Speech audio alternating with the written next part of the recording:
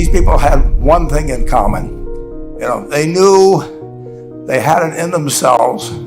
They knew they could be something beyond where they were. They were willing to put their time, their energies to better themselves. What you really could do with more skills, it's just remarkable. So I would like to just tell you a couple of short stories, and we'll draw maybe a couple of lessons from them. I would like to tell you of two women that each sold a business to Berkshire Hathaway, to me actually, for many, many, many millions of dollars. Both of them started with $2,500. By a coincidence, it was the exact same amount. It was everything they had in the world. And one of them was a woman who landed in Seattle in 1917, couldn't speak a word of English, had a tag around her neck. The tag said, Fort Dodge, Iowa. The Red Cross got her to Fort Dodge, where she was reunited with her husband who had come to the country a couple of years earlier. And she lived in Fort Dodge for 2 years. And as she put it, she felt like a dummy. She couldn't pick up the language. She couldn't learn a word. And so she and her husband decided to move to Omaha. So they came to Omaha in 1919. And there she found a small colony of Russian Jews, so she started feeling more at home. And then as her oldest daughter went to school, she would come home, this daughter, Frances, and she would teach her mother the words she learned in school that day. And this woman, Rose Blumpkin, spent 20 years saving money, bringing first her siblings over, her mother and father, $50 at a time. She sold used clothing to do it. She had 4 children during this period, and by 1937, after 20 years, she'd saved $2,500. She went to Chicago, and she bought what she could of furniture. Her dream had always been to open a furniture store. And this woman, who had never gone to school one day in her life, with $2,500, but with the same spirit that the people in this room had about having a dream and working to accomplish that dream, she built a business which she sold to me in 1983 for $60 million approximately, and which did $1.5 billion worth of business last year. The 4th generation is working in that business. This woman, Rose Blumpkin, she worked for me until she was 103. And then she retired and she died the next year, which is a lesson to all of Berkshire's managers that premature retirement, you can't tell what's going to happen. But Mrs. B, with her $2,500, one further fact about her, she could not read or write. And she went into a furniture business, and she didn't bring anything unique in furniture, but she brought a determination to succeed. She knew she could outwork anyone else. She knew that she cared about her customers. She worked at very low gross margins, but she built this incredible business. And I saw one other woman who did a similar thing with $2,500. I paid her hundreds of millions of dollars for her business. So I decided to go to the source and get these people before, I don't want you guys coming around to me asking me hundreds of millions of dollars. I'd like to join in with you much earlier. So I've followed this group, and today I'd like to tell you about one other small business person. This person, I went to buy his business from him, and he turned me down, which was very wise. But this was a fellow who was born about 8 years before I was. He was born in 1922. He was we'll call him Jack, lived in the Midwest. He was a pretty good athlete, didn't like school much. And I'm going to tell you one thing early in the story. Maybe you can figure out who the guy was. The company he built hires more college graduates each year than any other company in the United States. And this fellow, who was destined for this but did not know it, Jack, went to college for a year and then dropped out. He really wasn't that interested in school. And the year he dropped out was 1941. And when the United States became under attack, he went down to the Army Air Force recruiting station, volunteered, and they turned him down because he had hay fever. So he went over to the Navy and again volunteered, and they took him. They put him on an aircraft carrier. He flew small fighter planes during World War II, got 2 distinguished flying crosses from the Navy, and then he came back to the Midwest. So now we've got a young guy, probably by this time he would be 23 or 24 years old. And the interesting thing is, he got back to the Midwest, and he actually kind of went from one job to another for a short period of, or not such a short period of time. And he finally became a used car salesman at a Cadillac dealership in St. Louis, Missouri. And at age 35, having moved up in the organization, the sales organization, he said to his boss, "Could I go into car leasing business with you?" The boss said, "Well, if you'll cut your salary in half, and you'll come up with," it was $25,000, which he borrowed, "we can become partners in a car leasing company." So my friend Jack started at age 35 in the car leasing business. And he had 7 cars. It was pretty slow.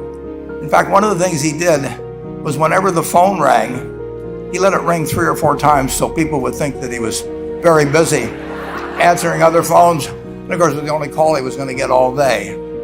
So his first venture was okay, but it wasn't really going to go anyplace. And there's a lesson in this for all of us. At age 40, he decided with 17 vehicles, 17 cars, he was going to go into competition in the rent-a-car business. So now he's taking on Hertz and Avis and National and people like that who have hundreds and hundreds of thousands of cars. And he's got 17 cars, and his cars aren't any different than theirs. I mean, he's buying them from General Motors or Ford or Chrysler. And he can't get the airport locations. Those companies have them all sold up. But he was determined that he would basically offer the customer, can't offer him a different car, but he can offer them friendlier service than they've ever seen. And so he started a company. He named it after the battleship that he'd flown from in the Pacific, which was the USS Enterprise. And he died about a year and a half ago. But when he died, his rent-a-car company, starting with those 17 cars, was worth more than Hertz and Avis and all the rest of the rental cars put together. The man's name was Jack Taylor, and his son, Andy Taylor, is a good friend of mine, runs the business now. A grandchild is in the business.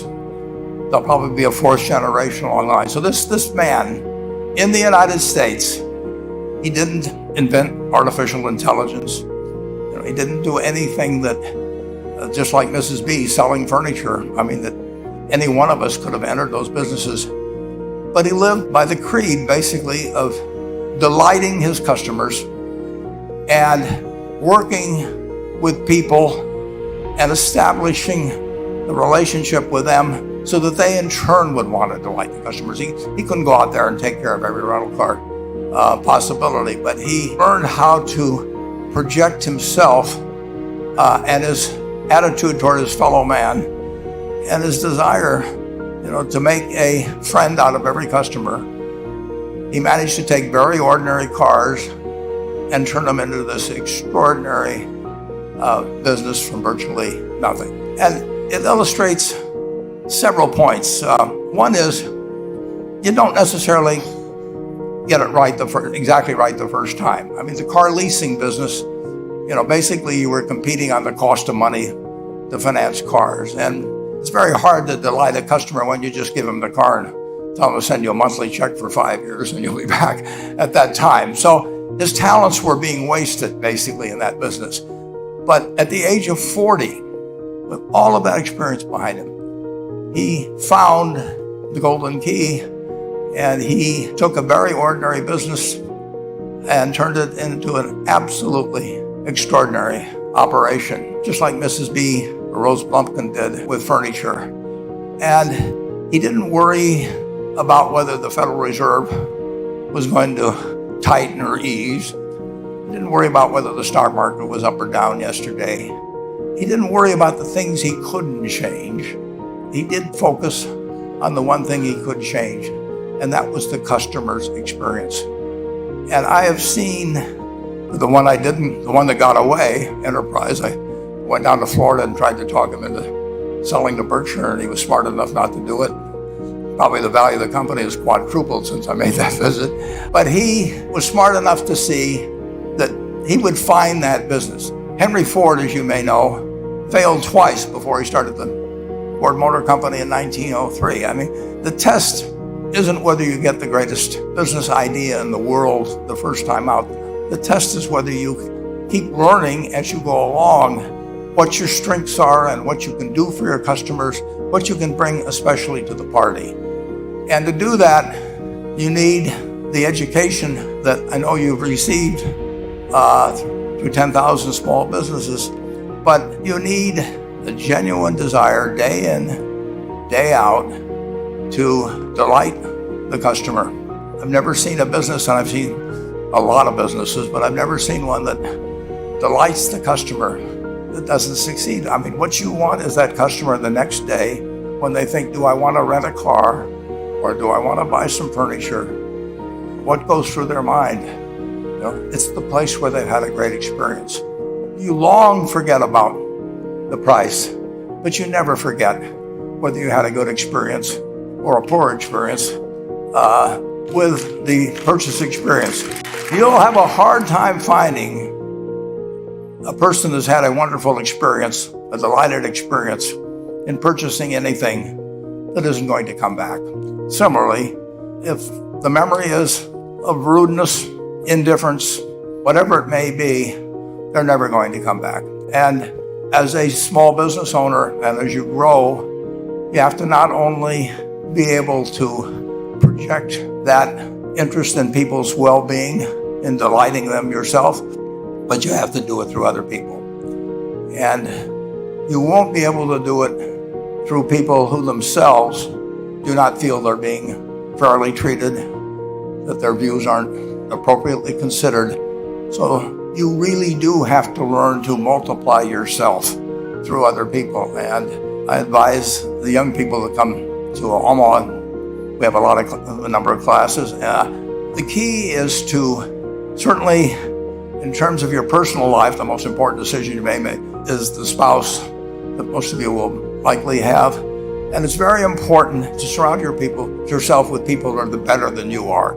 You are going to move in the direction of the people you associate with. So I've been enormously lucky in that respect. I mean, I've just had teachers and friends and a spouse that really was a better person than I was. And I had enough sense to learn from these people that life went better if you behave better yourself. And I advise you to seek out, as your partner in business, your partner in life, whatever it may be, look for the people that actually are examples to you rather than somebody that you think you need to straighten out yourself.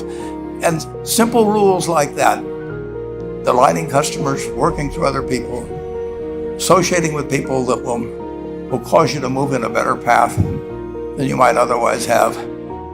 They will take you so far in life that it's hard to believe. I mean, they took Rose Blumpkin without being able to speak a word of English, couldn't read or write, and they took her to what is now a $1.5 billion business. And incidentally, there's been no money put in it since the $2,500. That's been the total capital paid into the Nebraska furniture market. And I think if you looked at Enterprise, I don't know their books the same way, but my guess is that very little equity capital has been added to Enterprise over the years. The business built on itself. So I want to tell you, I admire this group enormously. When I met Dr. Mello's class on September 22nd, 8 years ago, I was thrilled. And I admire people that are doing what you have done. You've working hard at your job at the same time, you took on an added, really a lot of hard work to further your skills. 99% graduate. I mean, it's a mind-blowing statistic. And I'm looking at 2,200 people here who I admire. I'm cheering for you, and I can tell you the best is yet to come. Thank you.